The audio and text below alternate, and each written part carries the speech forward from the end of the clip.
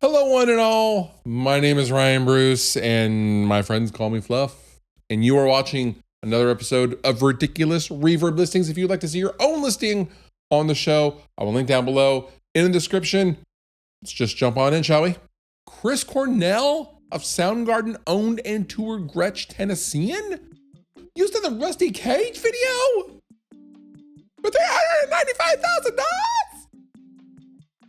Really? Really? Oh, yeah. Yeah, there it is. Dang. That's pretty cool. You don't see, Chris Cornell owned stuff hardly ever. That's pretty cool.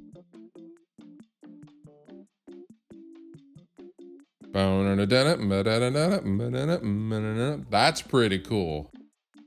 I'm not saying it's $395,000 cool.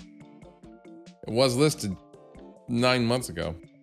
For your consideration, we are offering this 1979 Gretsch Tennessean that was owned and heavily used by Chris Cornell, notably of the bands Soundgarden and Audioslave. This guitar was used in the Rusty Cage music video, as well as stage and tour use, as well as many writing and recording sessions. This guitar serial number, 29279, is fully documented by the Superior Court of Washington, King County, i.e. when they had to settle his estate after he passed. This would have been in the documents. And that's how you can verify it was his. That is pretty damn cool, I will say. Dang. Pretty cool. Not for $395,000 though. My goodness. That price, ridiculous. The guitar, not ridiculous. Super sick guitar. Next. Recent no-name Cowboys custom cowboy finish. What in the hell am I looking at? Oh, Thunder Road Guitars. What's up? Shout out to the homies at Thunder Road Guitars, Portland. Frank is a homie. Started Thunder Road Guitars in Seattle, near where I am at right now. Love Frank, love Thunder Road Guitars. And this is a consignment guitar that they got in that someone wants to sell, and they're asking $900 for. The Cowboy Custom.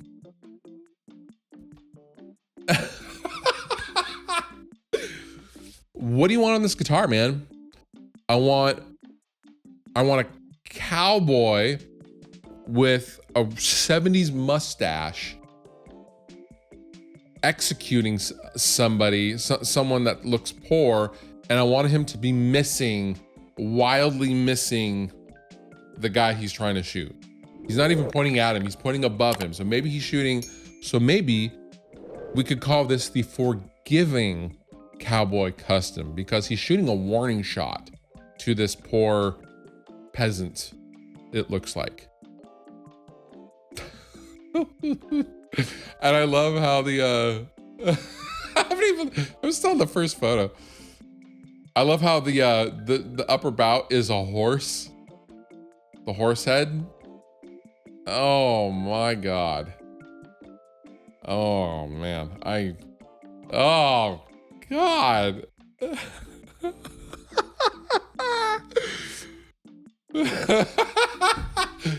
Oh my God, this is so good. I love how the cowboy is like point blank missing whoever he's trying to shoot. Or maybe he's protecting this peasant and there's someone coming up behind him. Maybe the scene is on the back of the guitar. There's someone like running up to the peasant, and the cowboy, the forgiving cowboy, is shooting at the person running up on them. That's what's happening. Nope, there's nothing on the back. Look at the jagged edge of this line. I am just not, I like cowboys. This had to be some sort of, art project or school project or wood shop project, in which case the carving is quite good. Like, I couldn't do that for sure. You know, in the gunshot inlays and stuff. Fine. That is a wild ass guitar. This is one of the most ridiculous things I have seen on this show. This is ridiculous. No Name Cowboys custom cowboy finish. Thunder Road guitars in Portland. $900 could be yours. Next list. Jerry Garcia's Grateful Dead Tiger guitar number 7 with bronze knob plate, 2007, self-built. So Jerry Garcia had a couple of really nice guitars that were custom made, and a lot of people have tried to emulate and like build replicas of said guitars. This is a replica of his so-named Tiger guitar. That looks like it was left on the dashboard of a car in the sun too long as it has melted. Look at the cut of the plate. Just all handmade and hand carved, and I mean, valiant effort, I will say. But, you know, the whole thing looks very, what the hell? What? Are those, is that brass shavings all over the headstock as well? Oh my God, they scalloped the nut. Why would you do that? I love how it's chipped away on some parts. It's like chipped away right there. It's broken off and chipped away right there.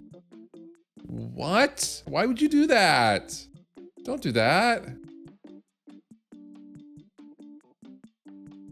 This little, because the carves come down. That's a really weird, there's like a lot going on as far as that body top carve goes. The guitar is very dusty as well. Yeah, why is this so carved? Why is this so, yeah, I don't know, man. It looks kind of weird. The Tune-O-Matic bridge is slammed to the body. Look at this plate. That is, and it's even missing a knob. Come on. Should call the guitar the jank guitar. That's janky. Oh, I mean, it's, you know, it's ping tuners. Ping tuners with, what is going on? Is that a cigarette butt that got put out, or did a cigarette get put out on the back of this neck? What is that? Come on.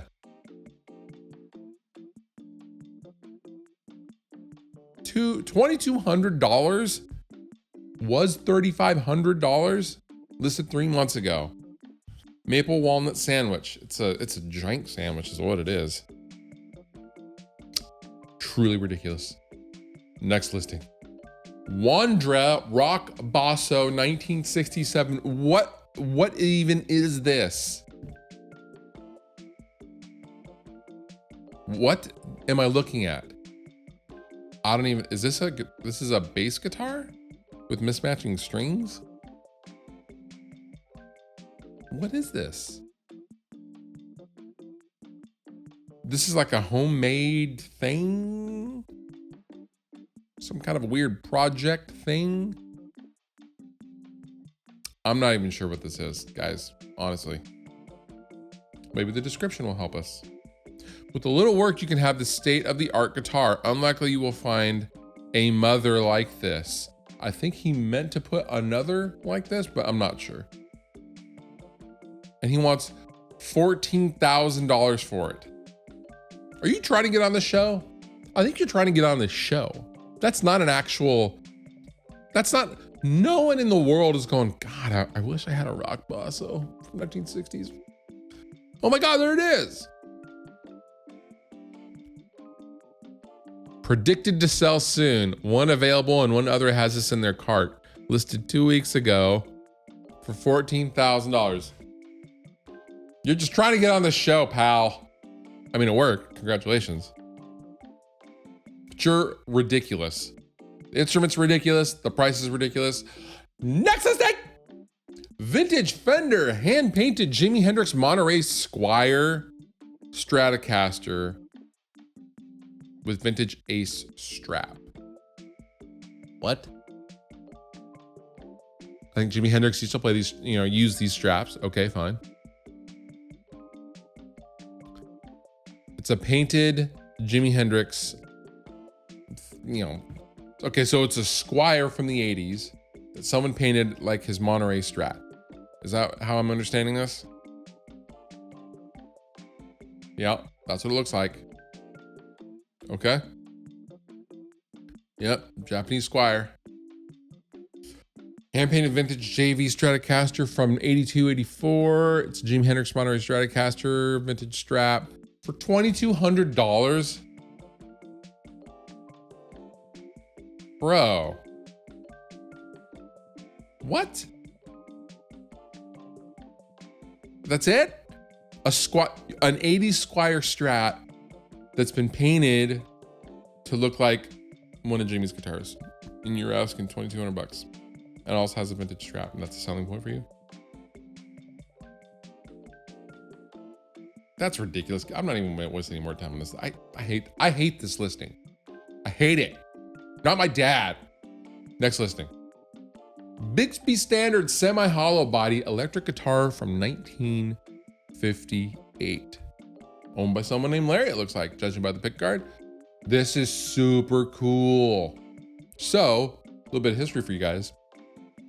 One of Paul Bixby's first guitars, he invented the tremolo system, so named the Bixby down here. But he's the one that came up with this headstock that was inspired by some old mandolins or some ukuleles that he saw from, like, you know, hundreds of years ago. Did Leo Fender take some liberties and make it his own headstock? Yeah, he did. But Paul Bixby was the first one to do like the 6-in-line headstock and stuff, like in the modern sense. Very, very cool guitar. Wow. That's really, really cool.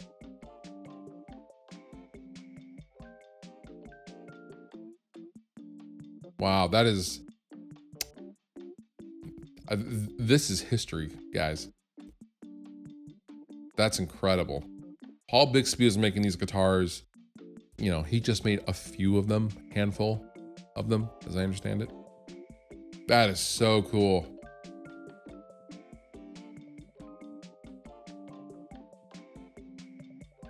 Original case and everything.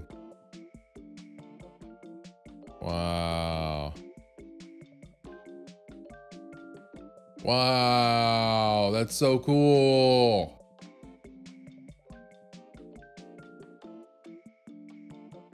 Bixby Standard model, made in Downey, California, 1958. Yeah. Larry is neatly inlaid with black letters and the white pickguard. Neck is mounted higher off the body to accommodate this. Vibra, blah, blah, blah. Very, very cool guitar. $550,000. You know what? I don't know if that's ridiculous or not. That's a absolute piece of history. That is a really, really, really cool guitar. Whoever sent this to me, thank you. As the Sold Bixby brochure put it, sold only directly to the player. Yeah, that was true. These were made to order only. That is so cool. $550,000. Is that ridiculous? You decide. Next listing. And last but not least, Van Halen autographed CD plus PV Wolfgang Special Custom Shop Flames. Ultra rare, only one in the world. Comes with the CD, guys. Comes with the CD. I mean, that is pretty dope, I will say.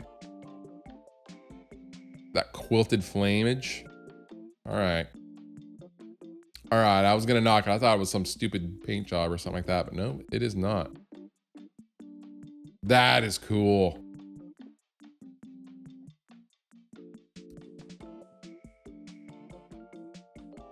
Wow.